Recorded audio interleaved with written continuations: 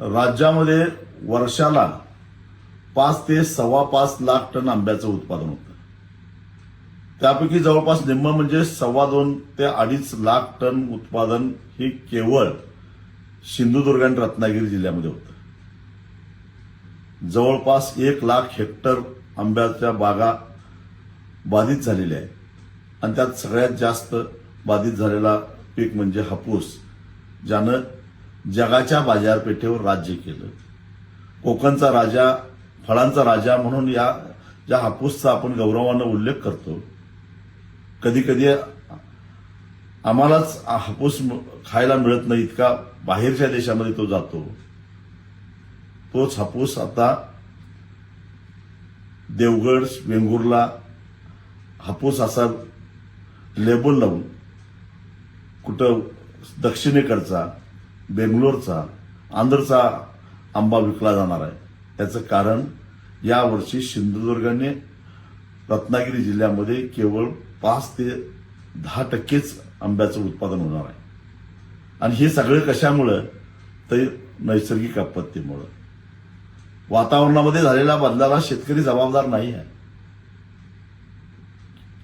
कीटकनाशक कंपन्यांनी चुकीची औषधं दिली आणि शेतकऱ्याला फसवलं. वातावरणामध्ये बदल झाला, शेतकरी खर्च करून कंगाल झाला आणि आज तो आंब्याला मोताद झाला.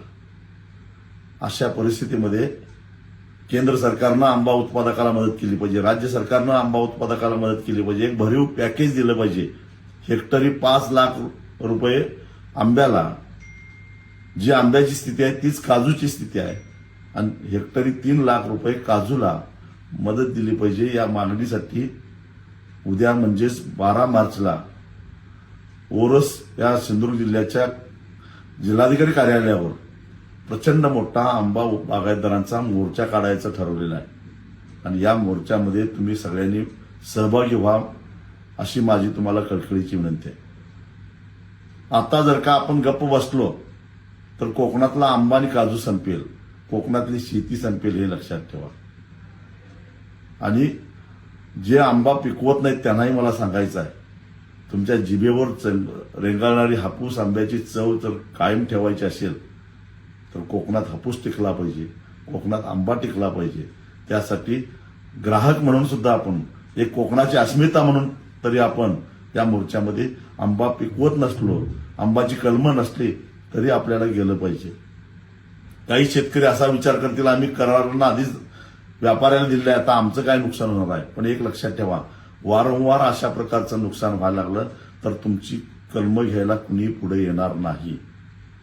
उद्याचा धोका आत्ताच ओळखा आणि तुम्ही बागायतदार असा किंवा भाडेपट्ट्यानं कलमं घेणारे असा किंवा आंबा खाणारे असा, सगळ्यांनी एक दिवस कोकणातल्या आंब्यासाठी, कोकणातल्या हापूससाठी, कोकणातल्या हापूसच्या अस्मितेसाठी तुम्हाला 12 मार्चला सकाळी 10 वाजता ओरसला यायचं आहे. मी तर येणार आहेच, माझ्यावर अनेक जण येणार आहेत, पण तुम्ही या, एवढीच माझी तुम्हाला विनंती आहे.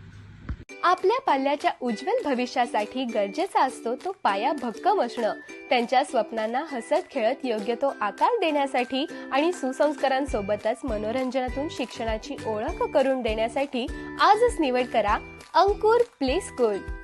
प्रशस्त ground, activity based education, Olympiad, abacus सारख्या स्पर्धा परीक्षांचं मार्गदर्शन, आठवड्यातून एकदा टेस्ट, मनोरंजनातून शिक्षण हे तर आहेच, पण योगा, डान्स, लाठीकाठी, लेझिम तसेच संस्कार वर्गही आम्ही मुलांसाठी भरवतो.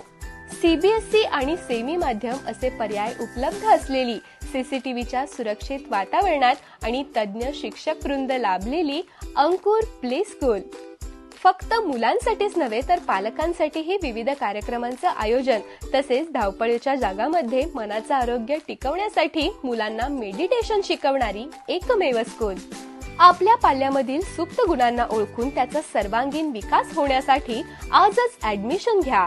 अंकुर play school, play group, nursery, junior KG आणि सिनियर केजी, लवकरच डे केअर सेंटरही पालकांच्या सेवेत. अंकुर प्ले स्कूल, साने गुरुजी बस स्टॉपच्या मागे, साने गुरुजी वसाहत, कोल्हापूर.